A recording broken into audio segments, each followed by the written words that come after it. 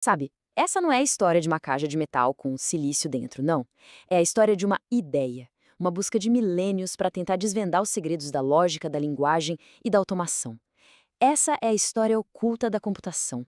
Para a gente entender o computador que define o nosso presente, não adianta só olhar para o hardware. A própria palavra história, como diz aqui na citação, significa inquirir, perguntar. Então é isso que vamos fazer. Inquirir sobre o legado intelectual que nos trouxe até aqui. Então fica a pergunta: qual é o verdadeiro legado do computador?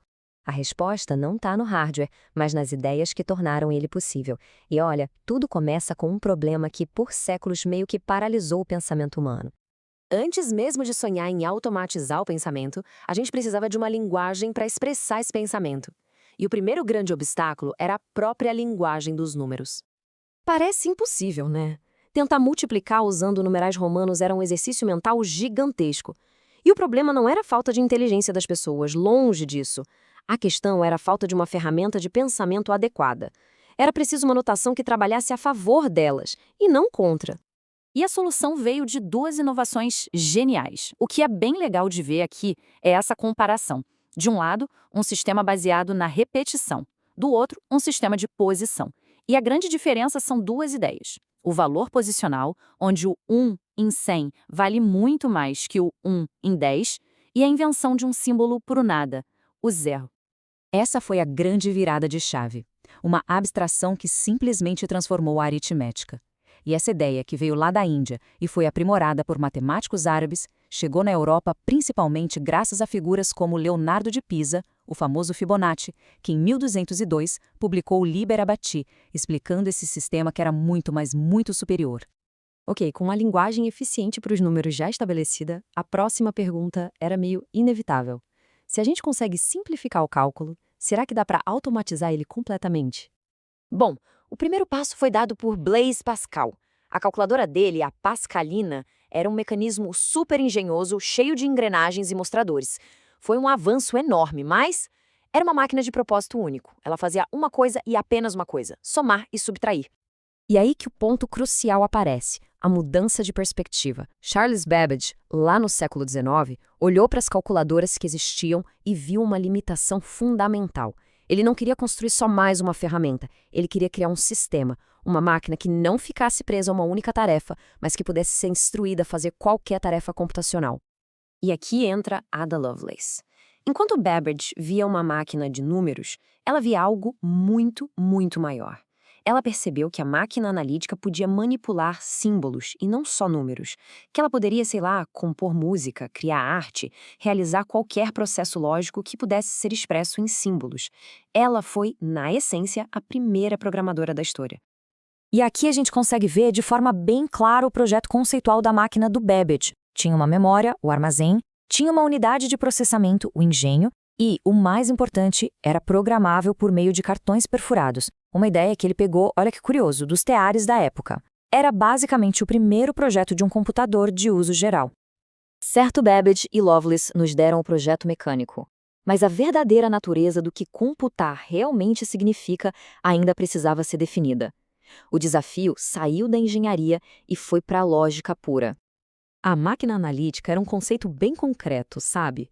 Um conjunto de engrenagens e alavancas projetado para existir no mundo físico, mesmo que nunca tenha sido totalmente construída naquela época.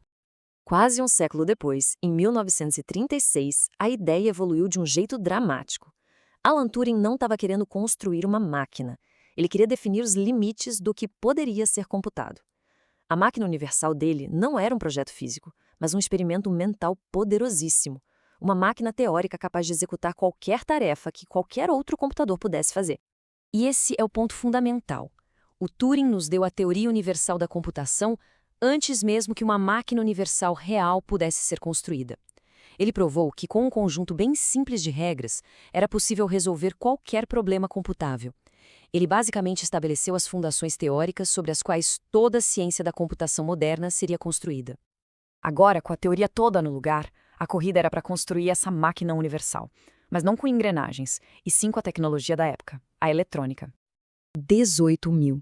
Esse era o número de válvulas a vácuo dentro do ENIAC, que foi concluído em 1945.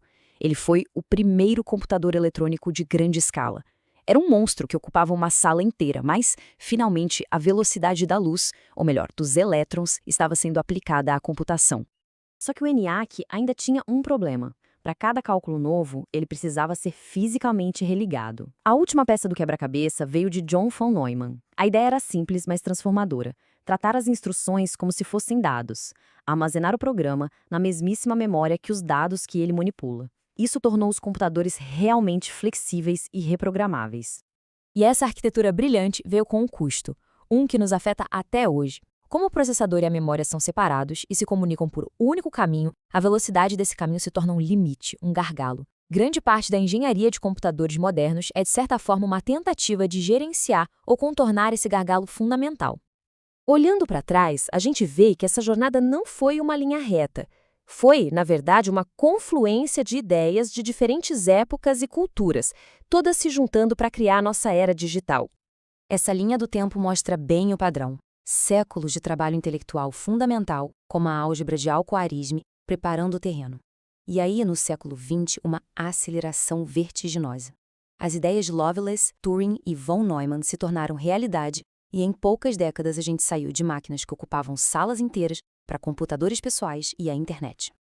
Então, da próxima vez que alguém pegar um smartphone, vale a pena lembrar. O que está ali não é só tecnologia, é o resultado de uma conversa humana que durou milênios sobre a natureza do próprio pensamento. E isso tudo nos deixa com uma pergunta, né? Se os computadores de hoje foram construídos sobre as ideias do passado, que ideias estamos nós construindo agora para as máquinas do futuro? Pensa em computação quântica, inteligência artificial. Não são apenas desafios de engenharia, sabe? São desafios conceituais, e a resposta para isso vai definir o legado que a gente vai deixar para a próxima geração.